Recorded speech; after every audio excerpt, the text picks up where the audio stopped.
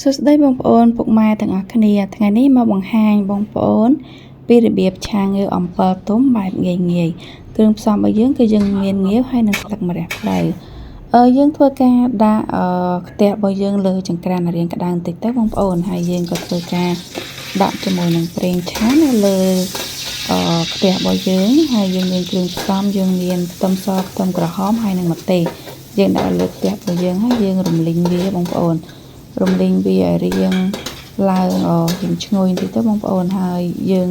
ធ្វើការរំលីងឡើងហើយយើងក៏ធ្វើការដាក់គ្រឿង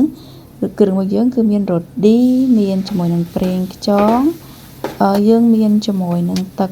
ប៉េងប៉ោះបងប្អូនដើម្បីឲ្យសម្រស់ងាវរបស់យើងឆាទៅវារៀងមានពណ៌ស្អាតណាហើយយើងដាក់ជាមួយនឹងទឹកត្រីបងប្អូនទឹកត្រីយើងដាក់ស្ករ1ស្លាបព្រាប៊ីចេង1ចុងស្លាបព្រាទៅបងប្អូនយើងធ្វើការច្របល់គ្រឿងរបស់យើងធ្វើការច្របល់គ្រឿងរបស់យើងឲ្យវា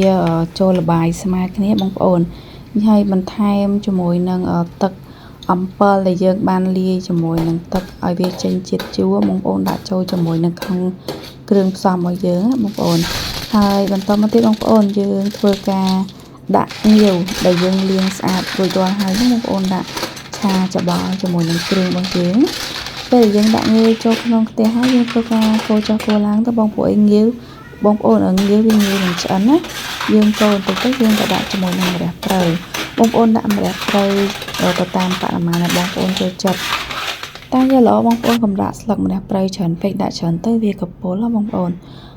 បងប្អូនសម្រាប់សាឡឆាងាវរបស់យើងគឺបានរួចរាល់ជាស្រេចហើយងាវរបស់យើងបងប្អូនពេលឆាហើយវា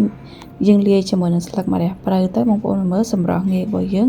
តំណងគួរឲ្យចង់ពិសាបងប្អូន